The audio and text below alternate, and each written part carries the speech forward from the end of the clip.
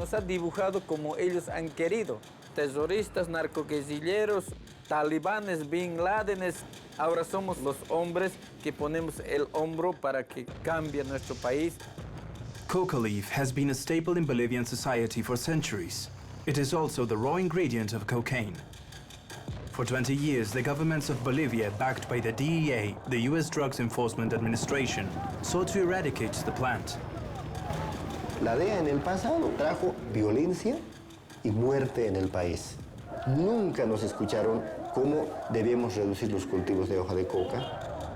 In 2008, the new radical government took an unprecedented step and threw out the DEA. Today, they claim to control production while respecting the traditions passed down by their ancestors. But drug traffickers have also adapted. El tema del negocio del narcotráfico es lo que realza al país, pues, ¿no? Porque sin esa economía el país andaría de cabeza. Bolivia remains a hub for international drug traffickers whose tentacles reach the highest levels of government.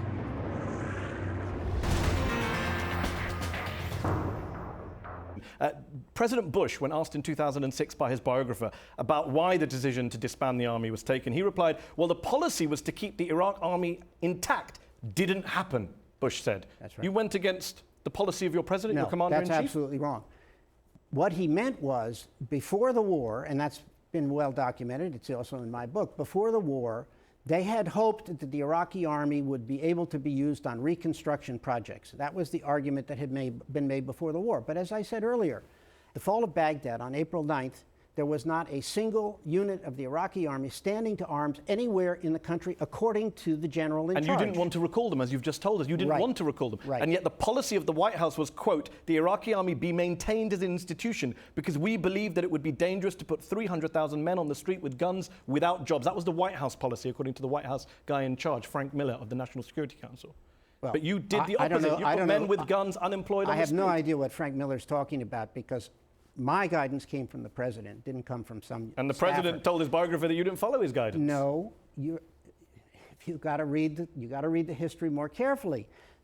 He's quite right. The policy had been that there might be some use for the Iraqi army after Saddam was thrown out. The fact is, there was no Iraqi army afterwards. So that's all a fantasy. Well, there's no army Mr. Miller, whatever Mr. Miller's talking about, has nothing to do with the decision. There was no army afterwards because the CIA and the US told the army during the war and before the war, go back to your homes and wait to be recalled. You then didn't recall them. They did not say go back and wait to be recalled.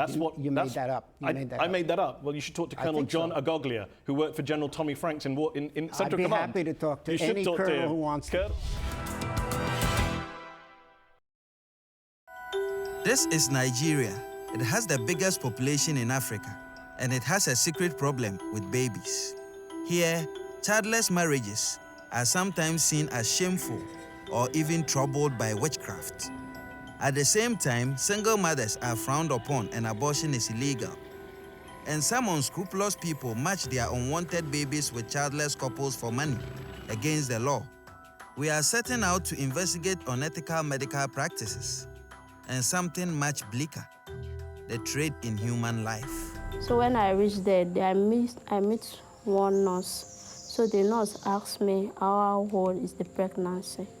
So I told her that it's almost 4 to 5 months. The woman said that she's going to take me to refuge home, that she will take care of me and she will give me everything that I want. Then when I deliver, that she's going to take the child from me.